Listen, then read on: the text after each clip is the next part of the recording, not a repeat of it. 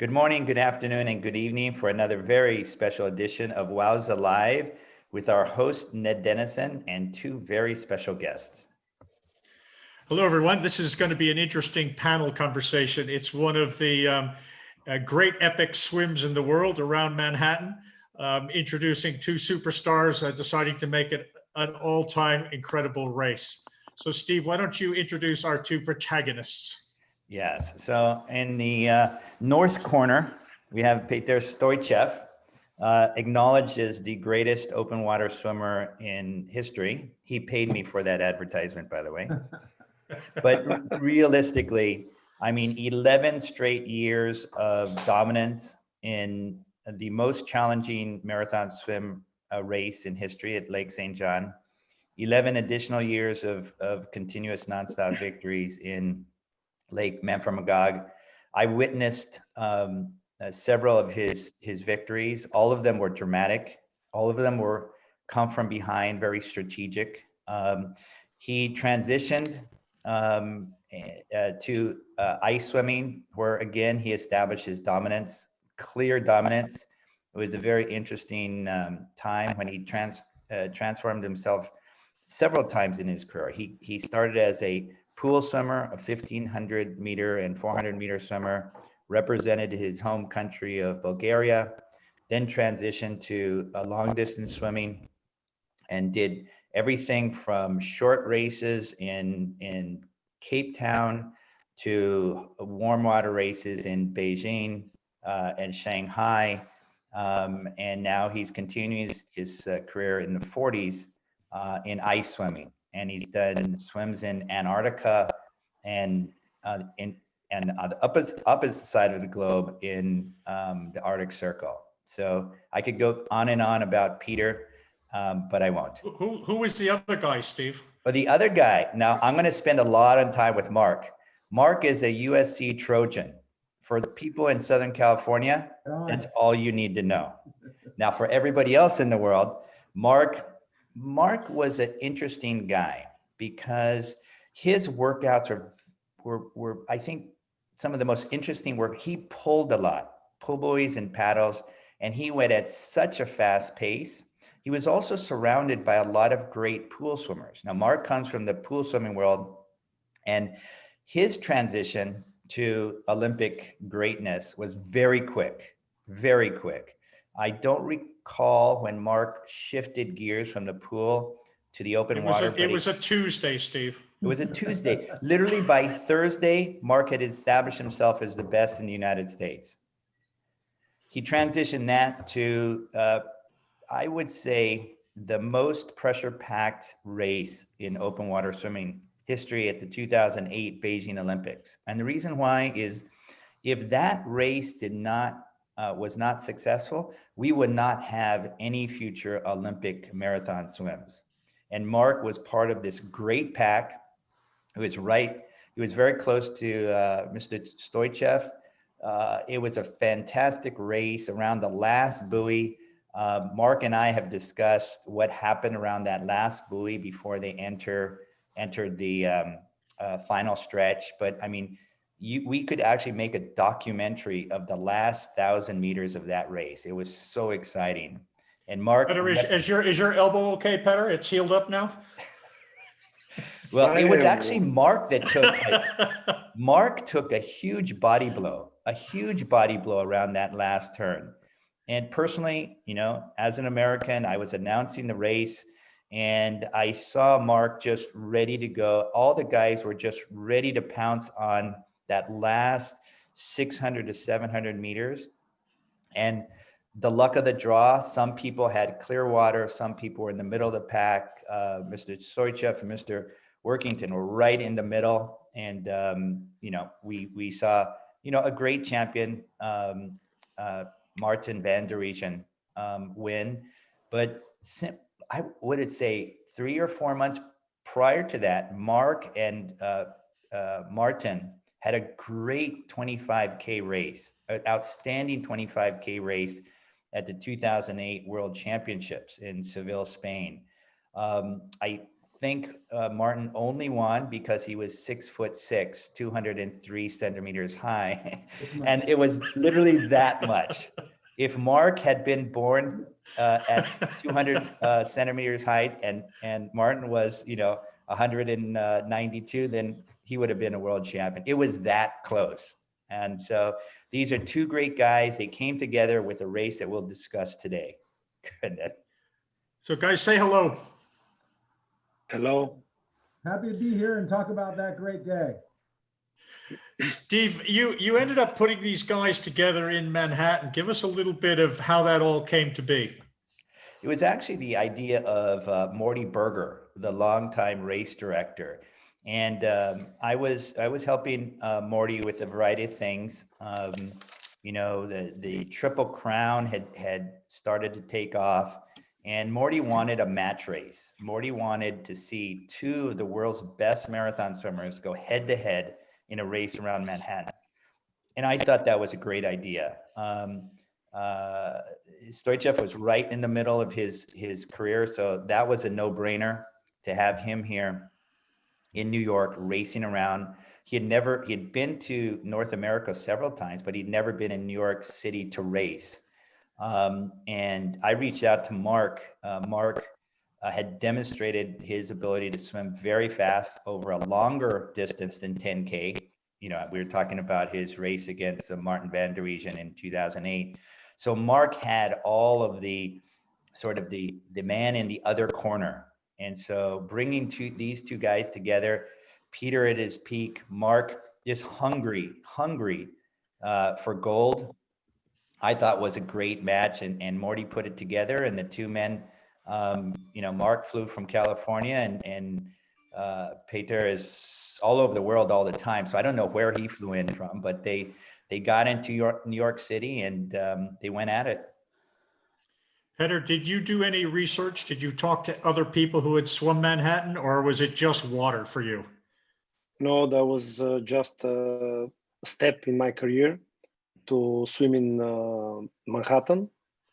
And that was the only reason to complete that course.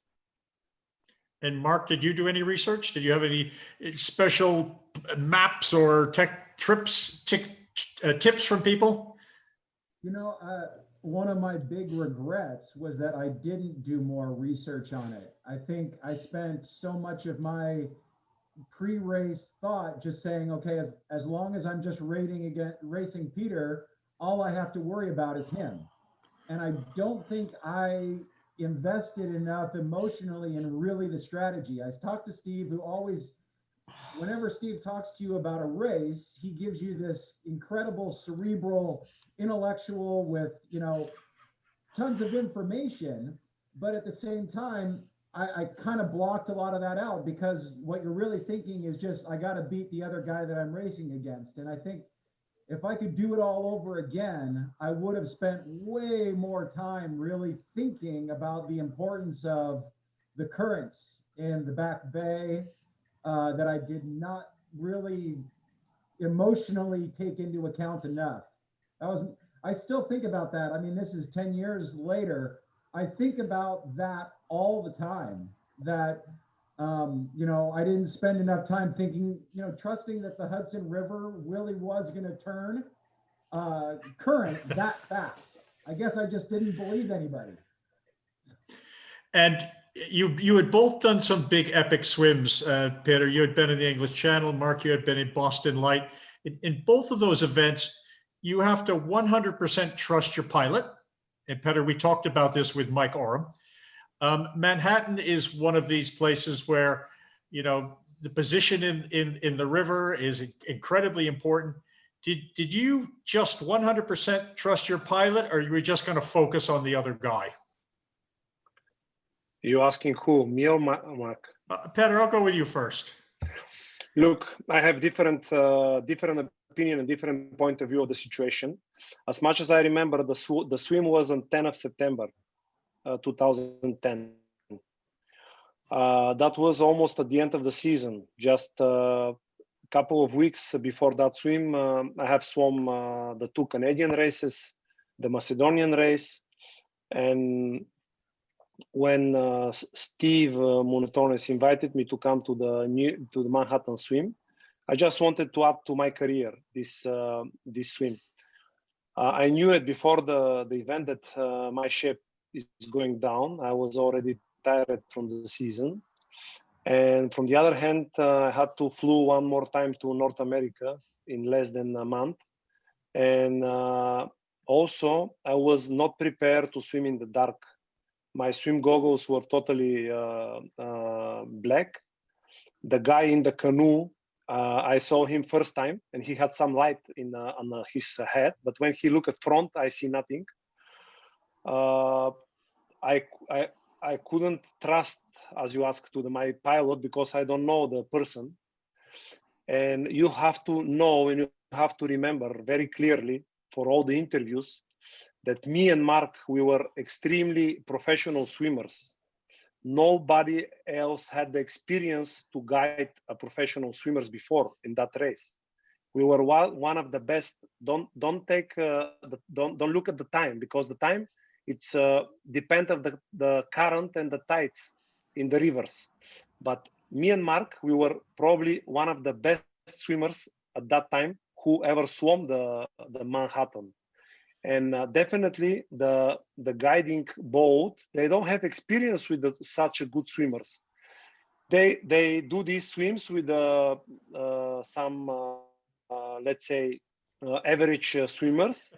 If they do mistakes in the course, this is not a problem because the average swimmer will just stay another half an hour to adjust the mistake.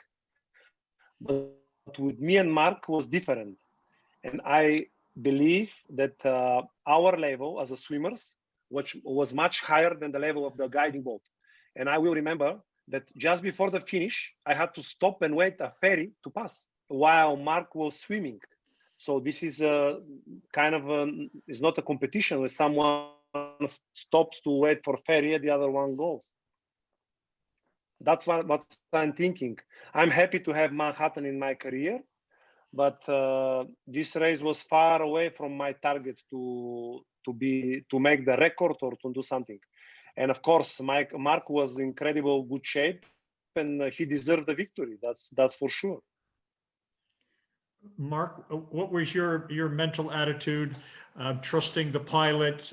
Were you racing Petar? How did you approach this? Well, yeah, Petar and I were very close. Actually, it's funny that he brings up that ferry. We were, I would say, essentially side by side for the vast majority of the first 75% of the race. And then it was the Staten Island ferry. And I just happened to, at a very brief moment, take a slight lead ahead. And I got ahead of that ferry. And then Petar's boat, told them, you got to stop and wait. And that was the difference. And I think if we had some people, if we could have seen or planned out understanding the Staten Island ferry and understanding some of that stuff, he wouldn't have been held up by that. Because that's a safety issue at that point.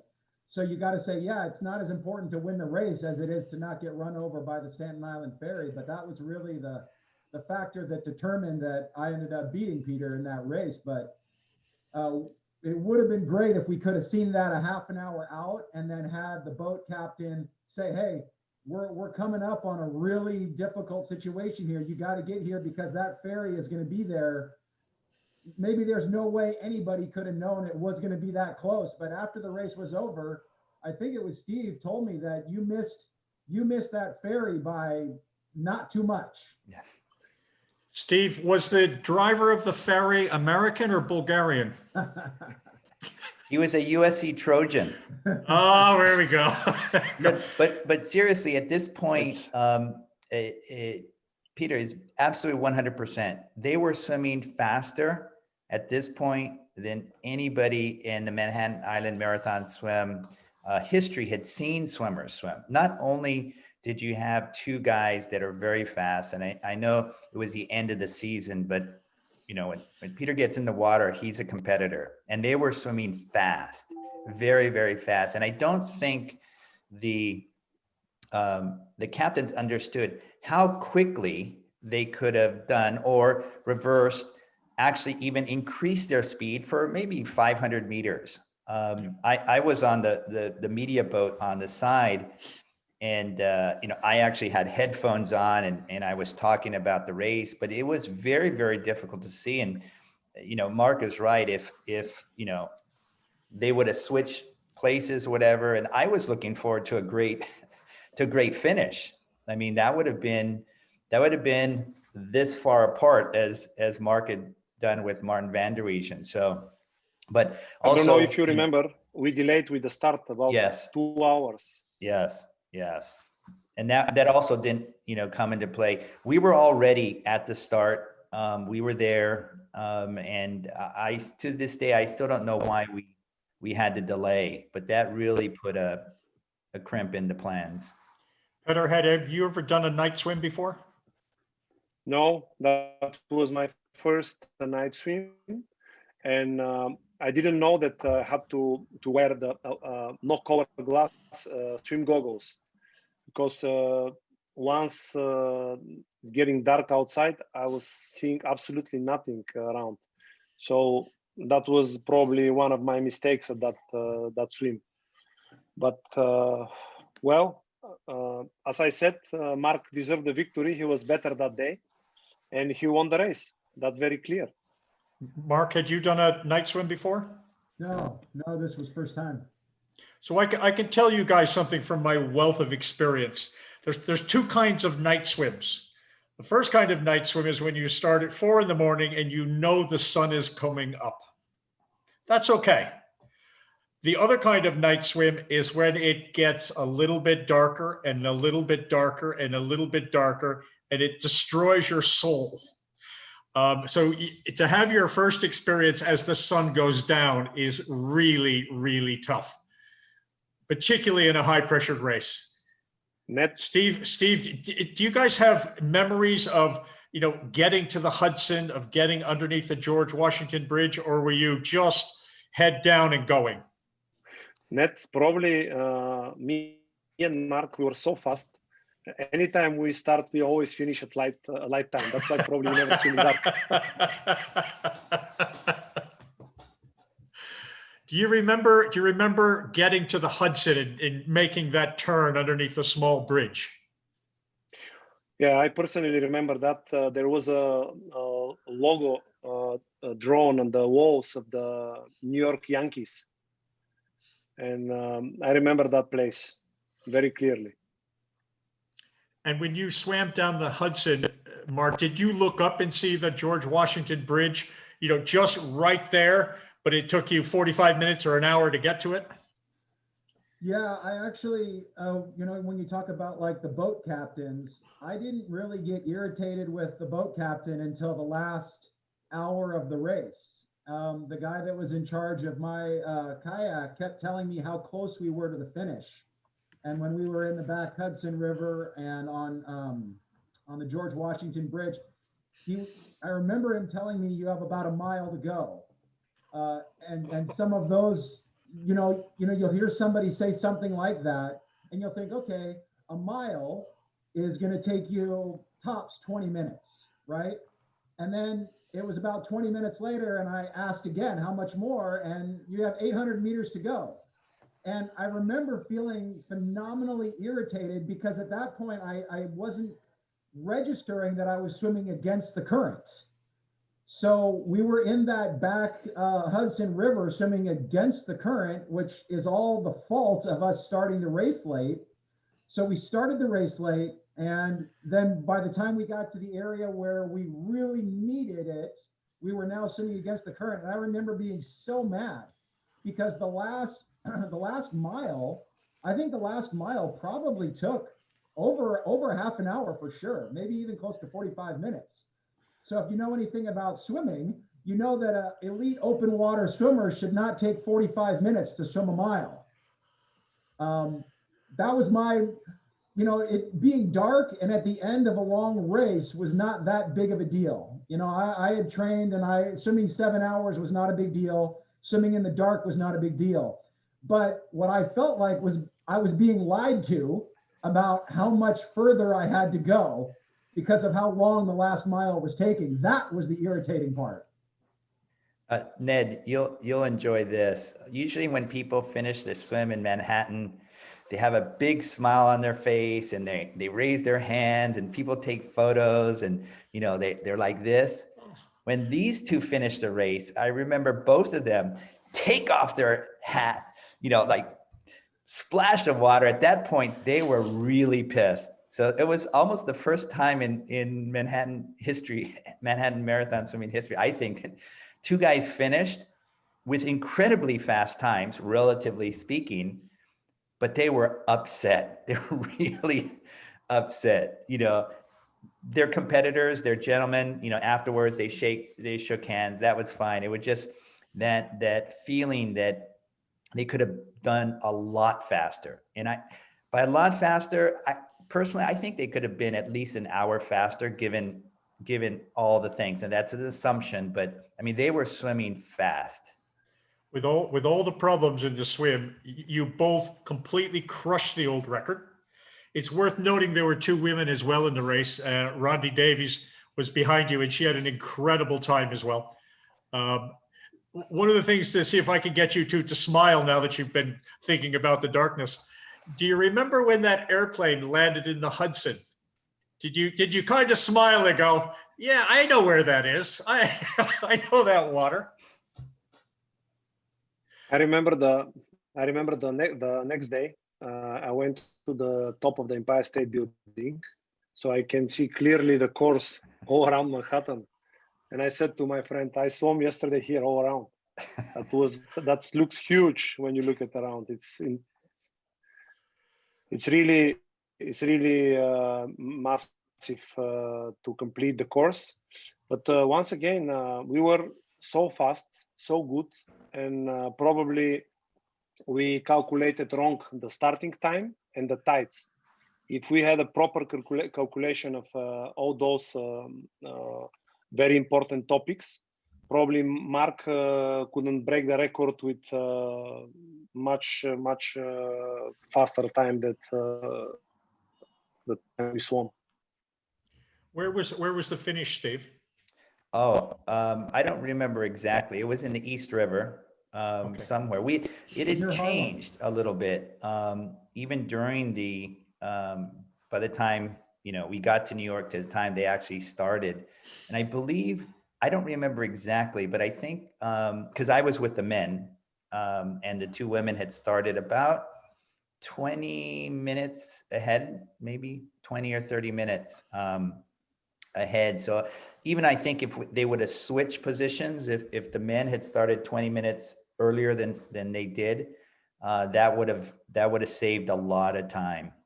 But I do want to say, I mean, to the best of my knowledge, this was the first time there was an actual match race against two of the fastest men in the world, when they were in shape in an established, marathon swim course. And that alone makes it a really cool experience. Yes, they could have gone faster, but the fact of the matter is they're two men came from literally opposite sides of the world to meet in a very famous city like New York, and Morty put that all together. And I think that itself is a cool event. It's a little bit like Petar's English Channel swim with the Russian behind him, who didn't quite get there. And it's also like some of those early English Channel races, the Butlin races from the 50s in the Daily Mail. Now, I don't think those were necessarily the elite swimmers of the day, but they were the best of the English Channel swimmers that the world had. I'd like to ask a question now that Peter's on doing 1 kilometer ice swims and Mark is over in California growing avocados. If this weekend we flew to New York and we did the swim again, how do you think the race would go? I wouldn't finish. Peter would beat me so easily and I would be done for. Well, last September I swam 10-kilometer race in Greece with the Olympic medalist Spyridon Iotis there, but I'm not ready to complete the course as well. and actually I'm done with that such a long swim. So I don't want to stay that much time in the water anymore. Okay, so let me ask the question a different way. If you went back to New York and you went up to the top of the Empire State Building, who would buy the round of beers? Well, I believe traveled all over the world and had some beers in some really great places. Actually, the first time I ever met Peter was at the mouth of the Amazon after a race in Belém, where we swam down the Amazon. And I learned a lot from him just having a beer with him after that race. And he told me all of his exploits of just all of the amazing places that he has swum, which dwarf everyone else in the whole world. I mean, the places that he has swum is just incredible, the list of races. So it's really impressive being able to swim a match race with somebody that has that pedigree of worldwide swimming experience. The stories that Peter could tell.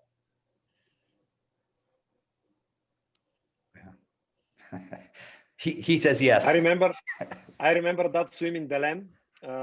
We were in the middle of Amazonka River, actually at the end of the Amazonka River, where the river goes to the ocean, and we had to race there in the middle of the city. I was scared so much with the wildlife over there, but it was a good swim. It was a good race, actually. I had to mention once again that Mark, he is extremely good, extremely well-prepared swimmer. And in every competitions we go, he was always ready to win all of those races. And probably some of very small mistakes didn't allow him to win all of them. But I clearly know for myself that Mark Warkentin was an extremely good open water swimmer as well as a pool swimmer. And I'm really proud to race with such a good guy and being with him at the first Olympic Games for open water swimming, the one in Beijing 2008. And of course, not only Mark, but in the United States, there was always very fast swimmers in open water. And even now, in the present days,